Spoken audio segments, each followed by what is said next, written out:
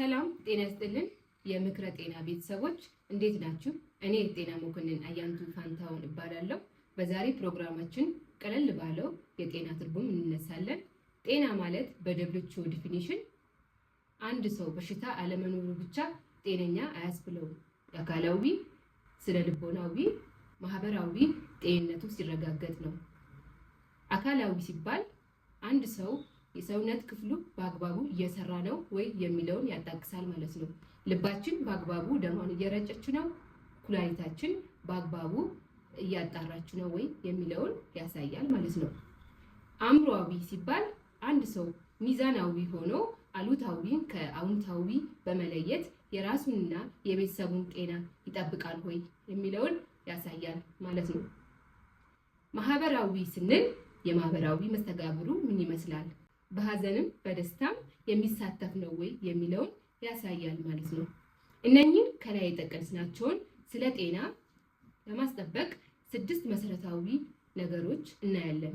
አንደኛ በቂ እንቅልፍ መተኛት። ይህም ማለት በ24 ሰዓት ውስጥ ወይም በአንድ ቀን ውስጥ ከ6 እስከ 8 ሰዓት በቂ ቀጣይነት ወይም ወጥ የሆነ እንቅልፍ መተኛት።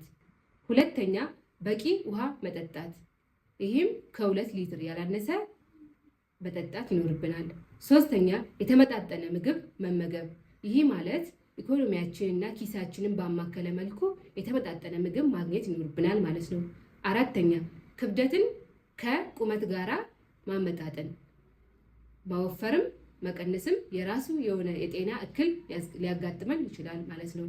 አምስተኛ የአካል ብቃት እንቅስቃሴ ማድረግ።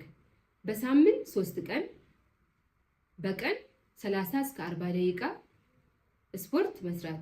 ይህም ወደ ጂም ቤት መሄድ ወይም ደግሞ በእግር በመጓዝ መስራት እንችላለን። 6ኛ የመንፈሳዊ ልምምዶችን ማጠናከር። ይሄም ከጭንቀትና ከድባቴ ይጠብቀናል ማለት ነው። 4 ጤናችን የሚጎዱ ተግባራቶችን ስንመለከት አንደኛው ሱስ ሲሆን የአልኮል፣ የጫት፣ የአደንዛዥ እጾችን ሱስ ያካትታል ማለት ነው። እነኚህ የጉበት፣ የአእምሮና የልብ ችግሮችን ያስከትላሉ። ሁለተኛ 4ቱን ጨ መከተል ማለት ነው። አንደኛው ጨ ጨውን ማስወገድ፣ ሁለተኛው ጨ ጮማን ማስወገድ፣ ሶስተኛው ጨ ጭንቀትን መቀነስ፣ አራተኛው ጨ ጭንቀትን መቀነስ መቻል ይኖርብናል ማለት ነው። ሶስተኛው ያልተመጣጠነ ክብደት። ያልተመጣጠነ ክብደት ሲባል ከልክ በላይ መወፈር ወይም ከልክ በላይ መቀነስ። አራተኛው በቀን ውሏችን አንድ ቦታ መቀመጥ ወይም ደግሞ አንድ ቦታ በመተኛት ማሳለፍ ይሆናል ማለት ነው። እነኚህ አሉታዊ ነገሮችን በማስተካከል ጤናችንን መጠበቅ እንችላለን።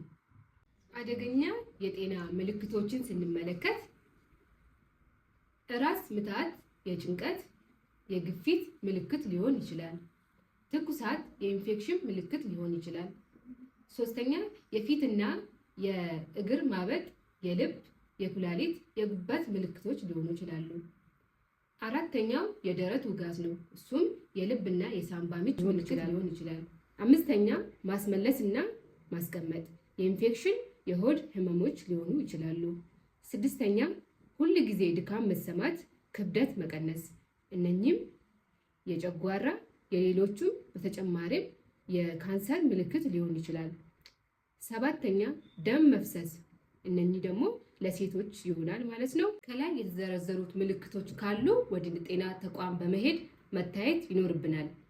ምልክቶች የሉም ማለት የጤና እክል የለም ማለት አይደለም። በመሆኑም መደበኛ ምርመራ በማድረግ ራሳችንን ልናቅ ያስፈልጋል።